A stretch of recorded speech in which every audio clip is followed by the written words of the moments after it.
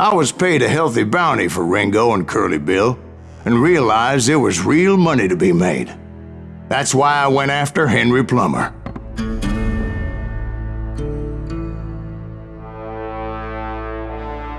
Wasn't he the sheriff who augmented his income by shaking down miners and robbing gold shipments? That's the one. Oh yeah, I remember him. He ran that gang of thieving outlaws called the Innocents. So it's true that you went toe-to-toe with him? Indeed I did, son. Indeed I did.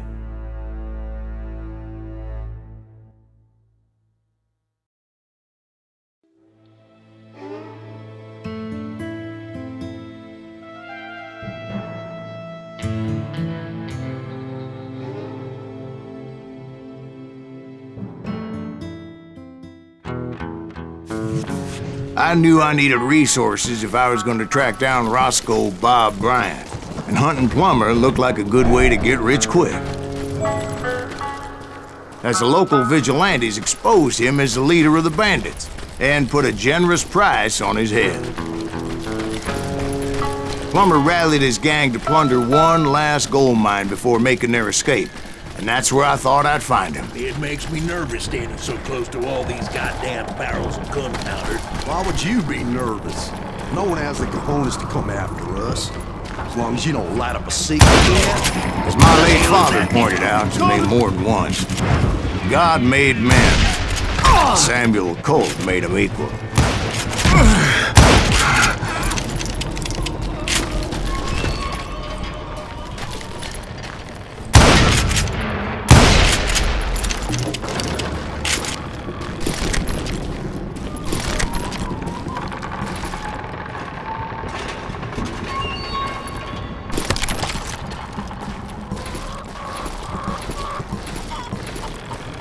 I knew that dynamite wasn't mine, so I decided the polite thing would be to return it.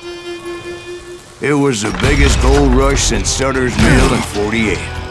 Unfortunately, prospectors weren't the only ones drawn to those riches. There were thieves and killers, robbing travelers and hijacking gold shipments. Like those that ran with Plummer. Some were just regular folks I knew from town, drawn by greed and easy pickings. More run out of his misery. Charlie Crow, the blacksmith.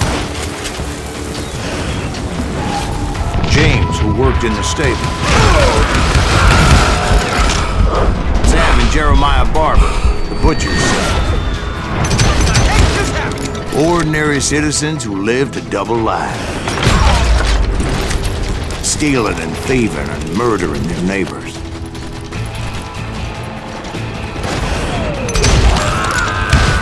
course, the rest were veterans of the Civil War.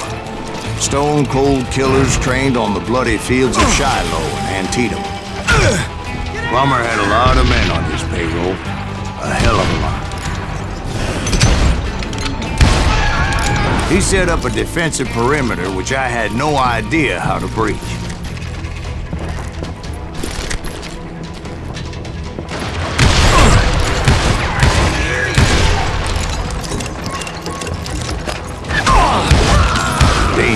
Desperate individuals. I was outnumbered and in way over my head, but I was too damn stubborn and stupid to realize it. They must have thought I was touched, or had some kind of death wish, seeing as there were barrels of gunpowder everywhere. I thought I was some kind of hero. I finally made it past and headed on to meet my destiny.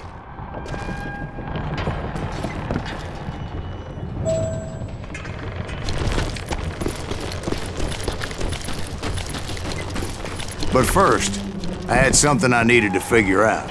I had a few ideas on how to get into that mine, but once I made my decision, I knew there was no turning back. So my first thought was to enter the nearest mine portal. I saw an entrance. Made sense. It was the quickest way in, but that also made it more dangerous, as there would undoubtedly be enemy pickets posted along the way.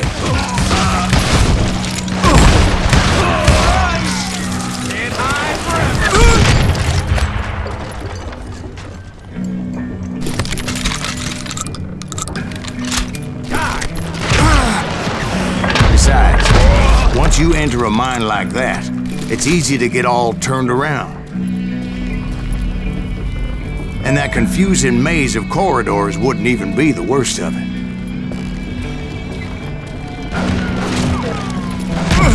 Done with you. Some of those shafts could be as deep as hell.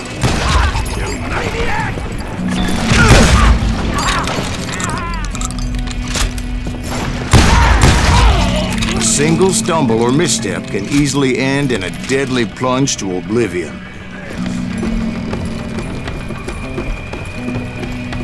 I will drop you down a mine shaft.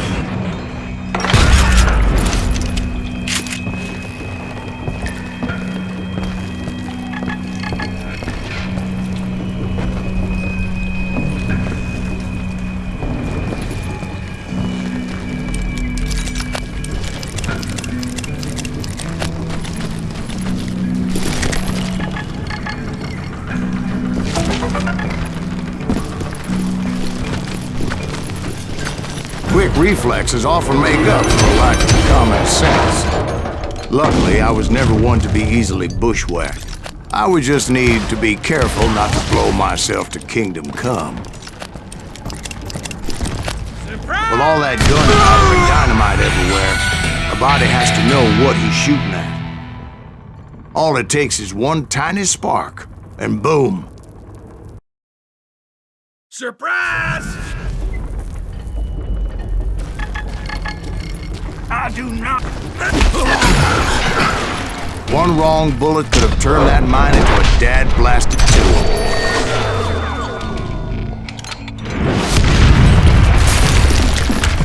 I freely admit that my plan of attack was not just moronic, but clearly insane.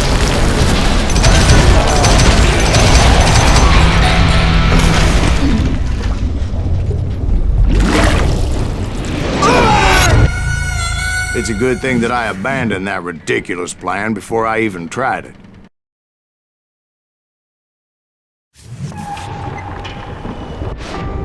Instead, I spotted a ladder, way into the mine from the opposite side.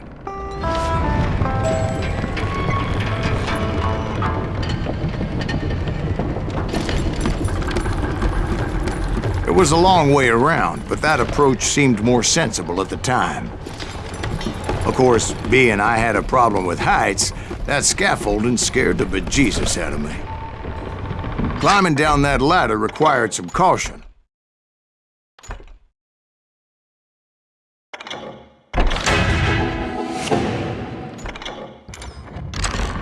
Because even though I had a younger man's reflexes, no man can dodge a damn bullet while climbing down a rickety ladder. I needed to make a leap of faith, which ain't easy when you're suspended between heaven and hell. I was determined not to give up, however. As Sheriff Plummer seemed quite the despicable character. When the vigilantes discovered what the sheriff was up to, people were outraged. That 10,000 they put on his head would go a long way to helping me find old Bob. And I had made it my mission to settle that score come hell or high water. But first, I would have to make a choice. Take the elevator or climb the ladder.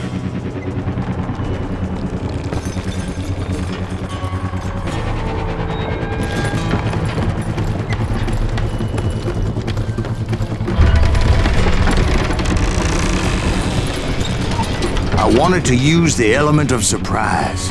Plus, I figured I could use the exercise. I was warmed up already, so what the hell?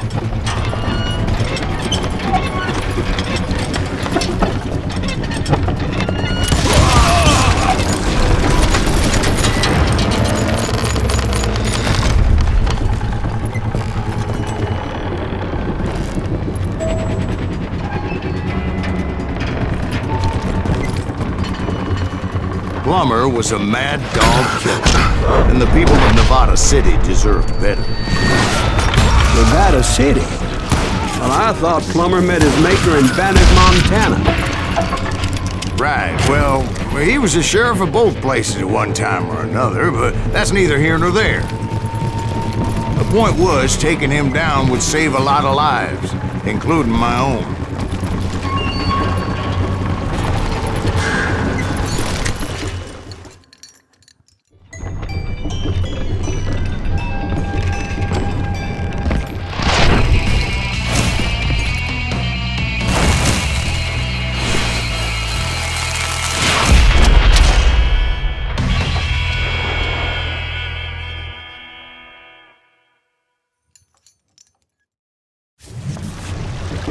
Catch this, you son of a bitch! This day is just getting worse and worse for you. Henry Plummer was clearly unhinged, and I could see right away that this was going to take some doing.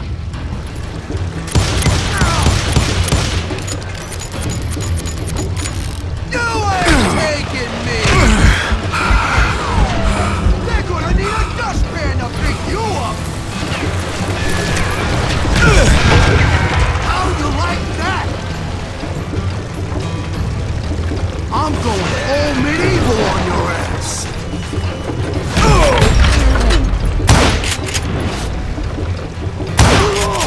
I need some help here! Come on, boys! Take this cocksucker out!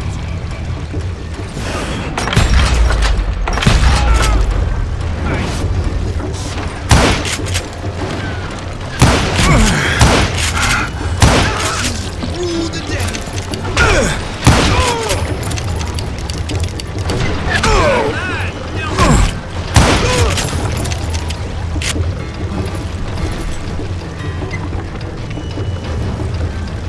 They're gonna bury you in a million pieces!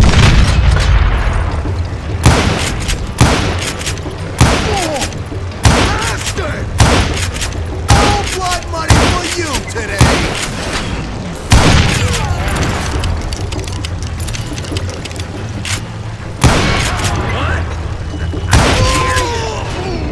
So that's how Henry Plummer died. Him and his crew were worth their weight in gold.